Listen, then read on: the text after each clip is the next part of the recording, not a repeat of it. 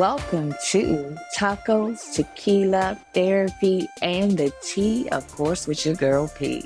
Where you never know what we're going to be sipping on. Where we are going to be talking about all things beauty, salon related, life, and love. So if you are someone who has questions about your hair, info you may want to know, I'm sharing the tea. You need a little bit of uplifting? I got the tea while I'm sipping the tea. Yes. So get ready for the ride. Thank you for joining me. Welcome to Tacos, Tequila, Therapy, and the Tea with your girl, Patrice B. The podcast where we take the shots, tell the truth, and we are doing the damn work. But today, you guys, before I even dive in, I just want to give a gentle content warning that today's episode will be touching on grief, death, endings of relationships, and loss of old versions of ourselves. So if you are in a tender space, please take care of yourself as you listen. Because the reality is that grief isn't always about death. It's also losing people that we love, the end of relationships, and parts of ourselves we had to let go. Before I really get into this podcast, really, what is grief? And I feel like grief has many faces. I mean, the main thing that we think about is death. And a side note that today's podcast is definitely coming with that Grey Goose and cranberry on the pink side, definitely not the red. This is a heavy one for me. But like we were saying before, it doesn't always just appear in death. It shows up in quiet endings, breakups, walking away from a job, or realizing shit that you're just not the same person that you once were. But know that it is not failure. It's a part of love and growth. I've experienced all three, from the loss of my mom, heartbreaks of relationships ending, and grieving older versions of myself along the way. But our main focus sometimes is just death, and there's always something changing, something ending, and something beginning. Losing my mom at 14 was definitely just like a heartbreaking moment. And it was swift. Even though she was sick, she had cancer. As we are approaching Breast Cancer Awareness Month, her second time around, she was presented with 6 months to live, even though she lasts longer than 6 months. Lasted way longer than 6 months. Probably found out maybe when I was like 12, 13, that her time was coming. So imagine that she was not even gone before my grief had started, because you already know that there's an ending coming. And there were probably waves of, from the anger, the sadness, woulda, coulda, shouldas. All of those things happened when I lost my mom. And I just realized in this maybe 2025, early 2025, that I never was really given a chance to grieve. Life had to go on very quickly. Like, my mom had a birthday, she died, and within a month, I was in a new country living with a whole completely different life. Living in Germany, waking up like, where the hell am I? What am I doing? What is going on in my life? What time is it? How come I just can't pick up the phone and call people that I once knew? I'm not even seeing people that I once knew. A whole new environment, everything. And so grief looks so different. And we think those 5 stages just happen so linear, right? They change. But it was all over the place. And then leaving Germany and coming back home, coming back to the States, and making some real grown-up decisions, because I was 14, to stay with friends other than staying with family. So being essentially homeless, I was sleeping on floors and sofas. but amongst people that I knew until I graduated high school. So everything that I once knew before the age of 14 was completely different. And it happened swiftly. And I still feel my mom's presence with me. I'm still so connected to her. Like anyone who knows me knows I ain't stealing shit because my mother would probably come down from heaven and snatch my little butt up or snatch my edges or something. I really think she probably would get my edges because that probably would bother me the most, right? And get me because that woman is absolutely amazing, but I still think she would get me. But that was something that she just really didn't like in people, thieves and liars, right? And so I've always just tried to be my authentic self. But losing my mom was a major crash to the system. And then I realized that I have lost important people in my life every decade of my life, where you have some people who have never really experienced grief in terms of death, right? In other ways. So when death hits, it hits them hard. They're like, what in the world? Life happens. And some people experience it very young. But it doesn't matter when you experience it, it is still hard. But I'm going to tell you, I love Miss Joyce Brown. That is my lady. It is my favorite lady. Amazing woman who persevered. Her in her time was very resilient. The way she would still show up even when she was sick. Man, it's admirable. Very, very admirable. But along with just losing people in my life in terms of death, grandmother, aunts, sisters, great nephew, pretty heavy. It's also the grief of loss of relationships. Those ones that you thought would last or you've been in for a while, we're gonna, make the home stretch or whatever that home stretch was going to be, right? Was it going to be marriage or that it would just last for a while? And then they don't and they end. You have people now who are older and their friendships, best friends of 20 plus years, things look different. And then you just sometimes you have those relationships too where you might have stayed too long and it should have ended. But when they end before you feel like it should be, you're ready to end it. It's kind of a jolt to the system when it's a surprise. And it feels like rejection when those relationships end or like say somebody cheated on you or mistreated you and they come as a surprise. And then you have some of those relationships that were so good that it's like they didn't have the intent to hurt you, but they did. Or vice versa. You may have done that in your grieving, in your healing, or in the not knowing of yourself. But everything is still a transition and a lesson in every connection that we make and every loss that we have. It is still a lesson to be had there. Because every loss, I learned something about self in the loss of self.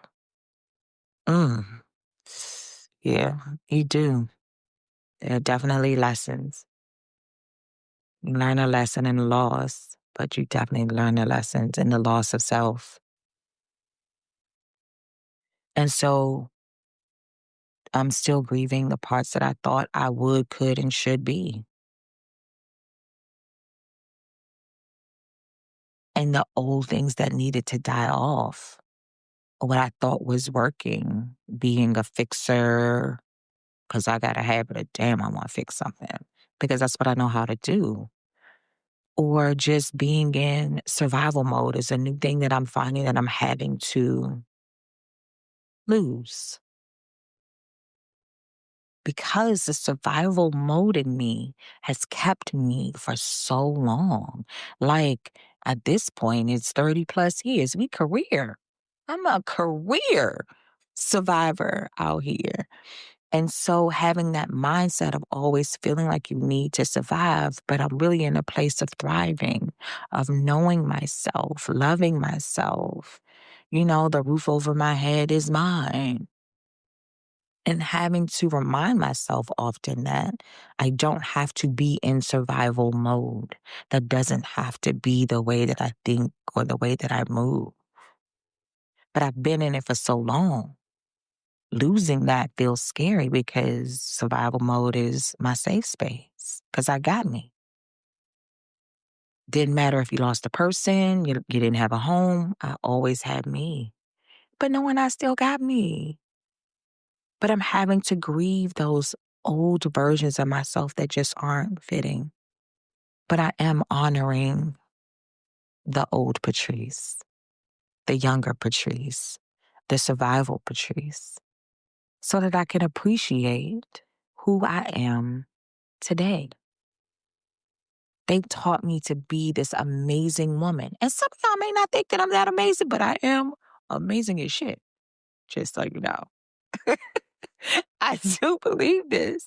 To get to where I am today, whoa.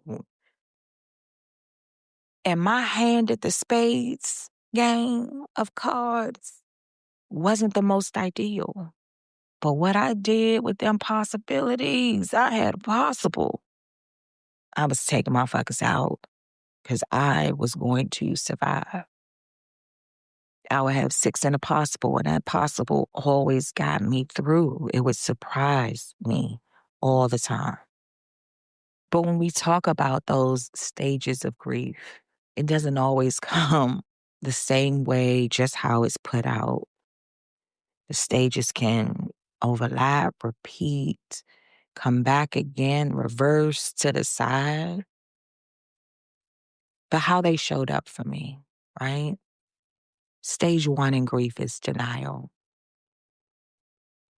And just not believing that it was real, the loss of my mother, or that the relationship was ending. Wanting to talk to my mom or wanting to stay in a relationship. Convincing myself that the relationship could be fixed. Pretending that I could stay in survival mode and it'd be okay when you're thriving. And trying to hold on to those old versions. Can't do it. Let's think about two. Anger. Now, anger for me probably showed up in that penitentiary, Patty. You know, we talked about those four people I have on the inside, that I'm aware of my energy, but was just mad. Mad that things had to change, mad that they ended, and just mad at myself. What in the world could I have done differently? I gave it my all. It still ended. I tried to help my mom as much as I could with her medications and everything, but she was still in pain. And I would have these moments of anger that I don't think some people always knew, but I think it's kind of spicy. Well, part of it is that I'm a Scorpio, but I am still spicy when I'm angry because I just didn't know how to navigate this space that I was in. And a lot of the grief started at a teenager where I'm still figuring out life, period, where I could have had guidance and someone teaching me or exposing me to things. I was figuring it out on my own, bargaining with myself. At number three, I was like, ooh, I'm a negotiator. It was the what if. What if I was there the day that she passed? Or what if I picked up the phone? Would she still be here? What if I worked harder in this relationship or that job? When you're already putting in or trying to put in 110%, showing up, being there, making excuses and lowering your boundaries. Have any of you had that moment? You're bargaining your boundaries. Like, oh, it's not that bad. I could do this over here and I'm sure it's going to come back. Just be out here gambling with your life. Parlaying. Like, ooh, if I put up this 20, I'm going to get 2,500. What are we going to do? And things don't really make sense. Yeah, I know I got some crazy analogy for something and how it works in my mind. But we do be out here bargaining our boundaries. Depression. Depression just looks different in different people. You have some that are sad, some like me that you probably wouldn't ever know was depressed. I was the captain of the cheerleading squad in high school. I had the most school spirited. I won that in my 12th grade year for having the most school spirit. And every day I was trying to figure out my life. My book bag was full of clothes, but yet every day I showed up with a smile on my face. And no one would even know that in high school. I always worked really hard. I got into Morgan State on my own, going to school for computer science, all while depressed, still trying to figure out life and what just happened. Because 4 years went by with a blink of an eye, and now I'm in a whole new environment and a whole new space, living out of a bag. What am I doing? But some people look like their depression looks like today I can't clean the house. Some people have the tears, withdrawing, moments of questioning my love and my worth in love, of just mourning the old me who had to be released. You have people now who are of a certain age, and it's mourning who you were. I see it all the time in the salon where my hair used to be so much thicker. I can see depression in women's eyes in the mirror when I turn them around. Doesn't matter how beautiful their hair looks. They're remembering the version of where they used to be. And I see grief every day in the salon in different ways, from losing someone that they love, the ending of relationships, and them realizing that themselves are changing. They are changing. And then you get to the point of acceptance. The grief looks different. Where I used to think about what if, woulda, coulda, shoulda with my mom, I'm just realizing that, hey, it happened. I got a chance to have an amazing experience with her, not for a long time, but it still was amazing. And I could see the positives in the grief. Acceptance and realizing that the damn relationship was not for me. And that's okay. But definitely honoring the old me while fully stepping into the woman that I am becoming. ... Because there's still more to come. Y'all know it. But as we move through grief, what about some things that just help us get through it, right? Naming it. What did you really lose? Saying it out loud about what you've actually lost. Is it self, the loss of love, the loss of a loved one? Name it, claim it, allow it to be. Give yourself permission to grieve how you are going to grieve. Is it to cry, scream, laugh, or just sit your ass in silence? And it's okay. It is really okay because that's your way. Take your moments. I didn't realize that I did not have a moment or was given a moment to grieve, to really allow it to be. I was 14 years old and no one ever asked me if I was okay. I wasn't asked if I was okay. I wasn't asked if I need help. I just continued along the way. And however my grief showed up, it showed up. And at that time, being younger, I may not have realized all the things that I'd done that was, that I was going through with grieving. But as I grew and experienced more grief and experienced different things, I gave myself permission to just be. If I needed to cry, to sit in silence and have my moment, take my moments when needed. Because it still hits me. My mother's birthday is January 12th. She died on January 20th. They're very close together. So I take those moments on those days when I miss my favorite lady. But while you're naming it and giving yourself space to grieve, ritualize it. Write a letter. I love writing letters. especially in your journal. Sometimes you need to write them to yourself or write them to the person that you miss, sharing your thoughts, getting it out of your head. I mean, light a candle, have a playlist that helps you release, but just having those moments of sitting in it, accepting it, and realizing that it is still a loss. Get those thoughts out of your head in that moment, because more are coming later. So get the first thoughts out that are in your head at that moment. And just try anchoring yourself, grounding, breathing when you have to.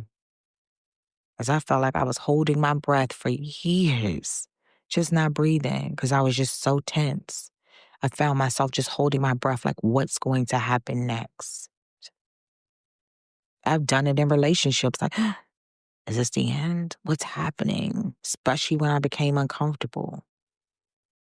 Try breathing in for 4, holding it for 4, breathing out for 6.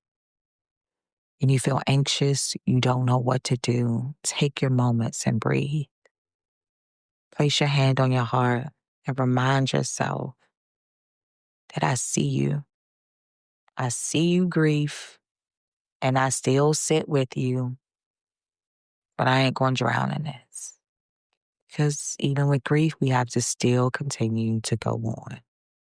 But growth often means we really have to let go.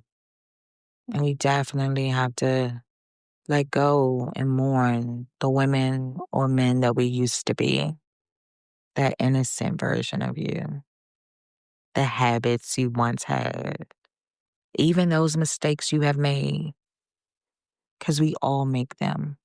That saying of nobody's perfect, I'm not perfect. Like, why the hell do we even need to say it? This is my ADHD moment. Why the hell do we even need to say it? Because we already know that we're not. Who the hell thinks that they are? I feel like that's a statement that we don't even need to fucking say. In relationships, or I ain't nobody perfect. I ain't nobody fucking say that you were. That sound like a trauma response, doesn't it? We gonna come on back. I'm gonna have to take a sip on that one, but it's the truth. Why do we have to? Why do we need to say it? I don't even need to be a disclaimer. But grief is natural. It's okay to feel sad when you're not feeling yourself or you are changing and we're not who we once were. And it's okay to feel sad when you're letting go of the old person and you're trying to get to the new you in the now. Because there's still some parts that are still you, but it's the new you in the now. Every version of you that happened before the now got you here. And every version that got you here is worthy of love. Believe that. Every past mistake, failure, weight gain, weight loss, eyelash loss, okay? It got you to the person of where you are today. And you are amazing in the now. I hope you know that. But I really want you guys to know that grief is not always about death. It's a part, but not always. Quitting and letting go is not failure. Sometimes it's a graduation to the next version of life, of you, or the next relationship. Remember that those damn 5 stages of grief that we all experience, how we experience them, it doesn't come in that linear fashion. You're not going to go from denial in order. It won't happen in order, but it can come however it comes. And going back in and out, back and forth with it is a normal feeling. You may have been mad, but you go back to anger. You got this.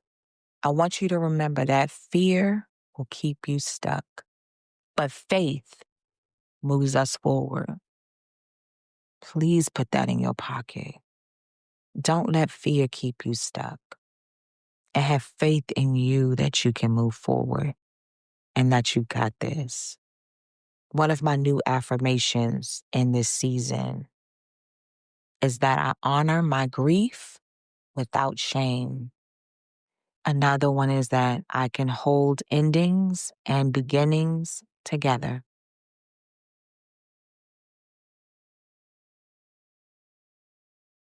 But the one that has been most impactful for me is that I allow myself to let go so I can grow, because growth had to happen. We have to experience things to grow. And everything is not going to come with sunshines and rainbows. But there's sunshine and rainbows in the end, always. And y'all know I appreciate you. Thank you so much for sharing your time and energy with me today.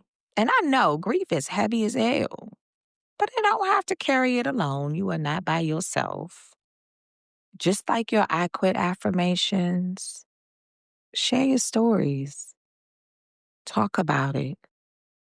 What are you grieving? Send it to me. I would love to hear how you have persevered and came through on the other side. Sometimes we just have to hold space for each other so that we can grow and heal. And I love that because that's what I do in the salon. I do it at my friendships. It's a part of life. And I leave that space for us to grow and heal, but also grieve. But as always, y'all, get your tea, get your goose, get your tequila. If you're a Henny drinker, I understand that this one is heavy. Get what you get. But make sure you take care of yourself. And until next time, sip that tequila, spill the truth, and do the damn work. Cheers, my babies. Thanks for spending your time with me. I know that you got options and you could have been anywhere else, but you chose to listen to your girl today. Don't forget to follow on all of your listening platforms. Share the episode. Tell a friend. Come on back. You can follow me on Instagram under Patrice Starr, or the salon, which is the Design Studio _MD. I do have a website, and that is the Design Studio MD, and that MD is like MarylandDoctor.com. And we are on all of your listening platforms. We'll see you on the next Tuesday for some tacos, tequila, therapy, and the tea. Till next time.